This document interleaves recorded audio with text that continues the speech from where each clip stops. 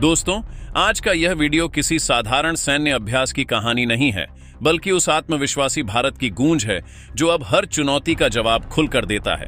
तारीख फिर वही, 27 फरवरी 2026। एक ऐसी तारीख जिसे हमारा पड़ोसी देश अपनी कथित कामयाबी के प्रतीक के रूप में पेश करता रहा है, लेकिन इस बार तस्वीर बदली हुई है। इरादे और भी ज्यादा मजबूत हैं। थार के तपते रेगिस्तान में स्थित पोखरण की धरती पर एक ऐसा दृश्य तैयार हो रहा है जो आने वाले वर्षों तक याद रखा जाएगा। अभी इस वीडियो को लाइक करें और चैनल को सब्सक्राइब जरूर करें, ताकि ऐसी ही दमदार और गर्व से भर देने वाली जानकारी आपको सबसे पहले मिलती रहे। नीचे कमेंट करके जरूर बताएं कि आप भारत के किस राज्य या शहर से देख रहे हैं, और कमेंट में पूरे जोश के साथ लिखें, भारत माता की जय जय हिंद। यहां भारतीय वायुसेना अपने इतिहास की सबसे बड़ी शक्ति प्रदर्शन उड़ानों में से एक को अंजाम देने जा रही है। यह केवल फाइटर जेट्स की उड़ान नहीं होगी, यह रणनीतिक संदेश होगा।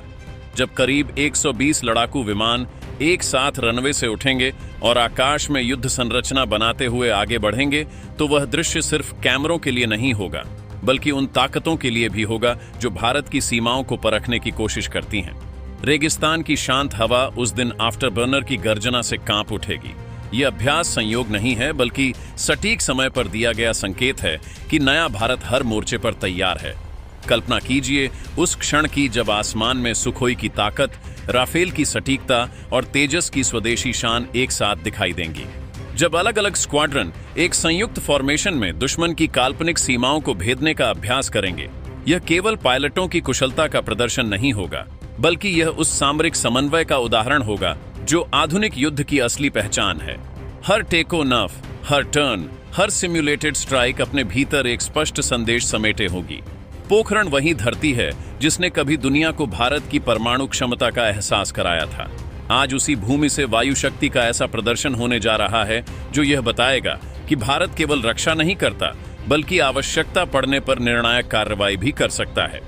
यह अभ्यास चीन और पाकिस्तान दोनों के लिए एक साथ रणनीतिक संकेत है कि भारत अब दो मोर्चों की चुनौती से घबराने वाला नहीं है। आज के इस वीडियो में हम इसी मेगा एयर एक्सरसाइज के पीछे छिपी रणनीति, इसकी टाइमिंग और इसके दूरगामी असर को विस्तार से समझेंगे। क्यों चुनी गई 27 फरवरी की तारीख? क्यों एक साथ इतने विमानों को उतारा जा रहा है? और आखिर इस पूरे शक्ति प्रदर्शन के जरिए भारत दुनिया को क्या संदेश देना चाहता है? जुड़े रहिए, क्योंकि आने वाले मिनटों में हम आपको इस बदलते सामरिक समीकरण की पूरी तस्वीर दिखाने वाले हैं। सबसे पहले बात करते हैं उस माइंड गेम की जो भारत ने खेला है। आपको याद होगा साल 2019 का वो वाक्य जब पाकिस्तान ने हमारे सैन्य ठिकानों को निशाना बनाने की कोशिश की थी। उसके बाद से हर साल 27 फरवरी को वह सरप्राइज डे या ऑपरेशन स्विफ्ट रिटर्न की याद में जश्न मनाते हैं। उनका पूरा प्रोपेगेंडा तंत्र इसी तारीख के इर्द गिर्द घूमता है। लेकिन साल 2026 में भारत ने उनके इस जश्न की तैयारी पर पानी फेरने का पूरा इंतजाम कर लिया है। जब पाकिस्तान अपनी झूठी कहानियों को याद कर रहा होगा, ठीक उसी वक्त भारत के लड़ाकू विमान उनके रडार पर ब्लिंक कर रहे होंगे, लेकिन वह कुछ कर नहीं पाएंगे। इसे कहते हैं साइकोलॉजिकल वॉरफेयर, यानी मनोवैज्ञानिक युद्ध। बिना एक गोली चलाए दुश्मन के मनोबल को तोड़ देना। भारतीय वायुसेना दुनिया को यह दिखा रही है कि अब हम डिफेंसिव मोड में नहीं हैं, बल्कि हम ऑफेंसिव डिफेंस की नीति पर चल रहे हैं। मतलब साफ है, अगर छेड़ोगे तो हम छोड़ेंगे नहीं। इस बार का यह शक्ति प्रदर्शन इसलिए भी खास है क्योंकि इसमें सिर्फ संख्या बल नहीं है, बल्कि तकनीक का वह स्तर है जो दुनिया के गिने चुने देशों के पास ही मौजूद है। इस बेड़े की अगुवाई करेगा हमारा बाहुबली राफेल। राफेल जब हवा में होता है तो दुश्मन के पायलट अपनी स्क्रीन पर उसका निशान देखते ही रास्ता बदल लेते हैं। इस एक्सरसाइज में राफेल अपनी उन मिसाइलों का प्रदर्शन करेगा जो नजर से भी दूर, यानी बीड विजुअल रेंज जाकर दुश्मन को तबाह कर सकती हैं। मैट्योर और स्कैल्प जैसी मिसाइलें जब राफेल से छूटती हैं तो उनका बचना नामुमकिन होता है। लेकिन राफेल अकेला नहीं है। उसका साथ देने के लिए आसमान में मौजूद रहेगा सुखोई 30 AMKI। सुखोई को भारतीय वायुसेना की रीढ़ की हड्डी माना जाता है। अब तो इसे अपग्रेड करके सुपर सुखोई बनाया जा रहा है, जो ब्रह्मोस जैसी सुपरसोनिक क्रूज मिसाइल को लेकर उड़ सकता है।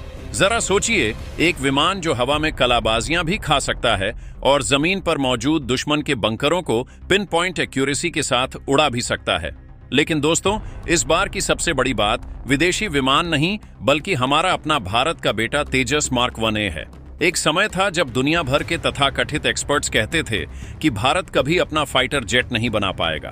तेजस के प्रोजेक्ट को लेकर तमाम तरह की बातें होती थीं, लेकिन 27 फरवरी को जब तेजस पोखरण के आसमान में गरजेगा तो वह हर उस आलोचक के मुंह पर एक तमाचा होगा।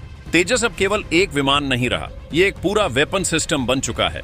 आधुनिक रडार, इलेक्ट्रॉनिक वॉरफेयर स्वीट और दुश्मन की मिसाइलों को चकमा देने की इसकी क्षमता इसे F-16 जैसे विमानों का काल बनाती है। इस एक्सरसाइज में हम देखेंगे कि कैसे तेजस लेजर गाइडेड बमों के जरिए जमीन पर रखे छोटे से छोटे टारगेट को भी ध्वस्त कर सकता है। यह आत्मनिर्भर भारत की वह उड़ान है जिसे अब कोई रोक नहीं सकता। अब जरा इस पूरे माहौल को विजुअलाइज करने की कोशिश कीजिए। पोखरण की तपती हुई रेत, दिन का समय और आसमान में मंडराते मौत के सौदागर। लेकिन यह खेल सिर्फ दिन का नहीं है। भारतीय वायुसेना ने साफ किया है कि यह अभ्यास 24 घंटे चलेगा। इसका मतलब है नाइट ऑपरेशंस। अंधेरे में युद्ध लड़ना सबसे मुश्किल काम माना जाता है, लेकिन आज की आधुनिक जंग उसी की होती है जो रात के अंधेरे में देख सके। हमारे पायलट नाइट विजन गॉगल्स और इंफ्रारेड सेंसर्स की मदद से रात के घुप अंधेरे में भी दुश्मन को खोज निकालने का अभ्यास करेंगे।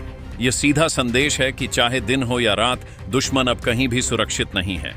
जैगवार और मिराज 2000 जैसे विमान, जिन्होंने कारगिल और बालाकोट में अपनी उपयोगिता साबित की है, वह भी इस टीम का अहम हिस्सा होंगे। मिराज का नाम सुनते ही तो वैसे भी पड़ोसी मुल्क के पसीने छूट जाते हैं और उसका इस एक्सरसाइज में शामिल होना पुराने जख्मों पर नमक छिड़कने जैसा ही है।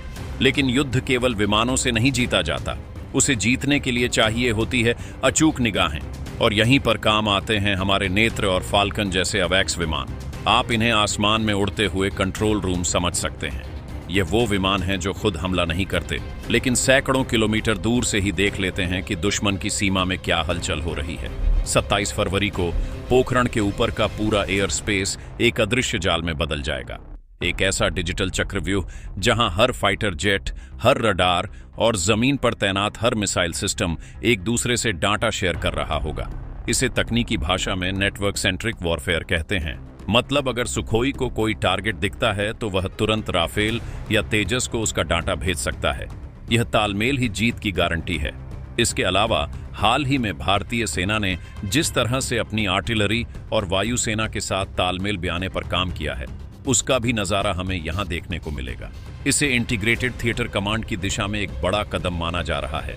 अब वह जमाना गया जब सेना अलग लड़ती थी और वायुसेना अलग।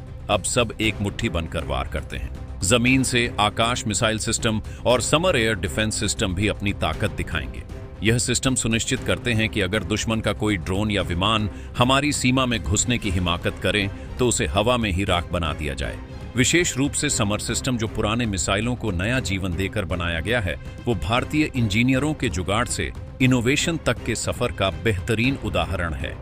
एक और पहलू जो इस बार सबको चौंकाने वाला है वो है हेलीकॉप्टर्स का आक्रामक रूप। अब तक हम हेलीकॉप्टर्स को केवल सैनिकों को लाने ले जाने या बचाव कार्यों के लिए देखते थे, लेकिन प्रचंड लाइट कॉम्बैट हेलीकॉप्टर ने इस धारणा को बदल दिया है।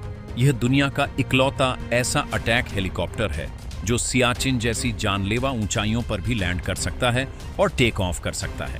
पोखरण के रेगिस्तान में प्रचंड और रुद्र हेलीकॉप्टर्स जब अपने रॉकेट्स की बौछार करेंगे और एंटी टैंक गाइडेड मिसाइलों से दुश्मन के टैंकों के परखच्चे उड़ाएंगे तो वह दृश्य रोंगटे खड़े करने वाला होगा। यह बताता है कि भारत की तैयारी अब केवल सीमाओं की रक्षा तक सीमित नहीं है, बल्कि जरूरत पड़ने पर हम दुश्मन के इलाके में घुसकर उसके आर्मर्ड कॉलम को तबाह करने का माद्दा रखते हैं।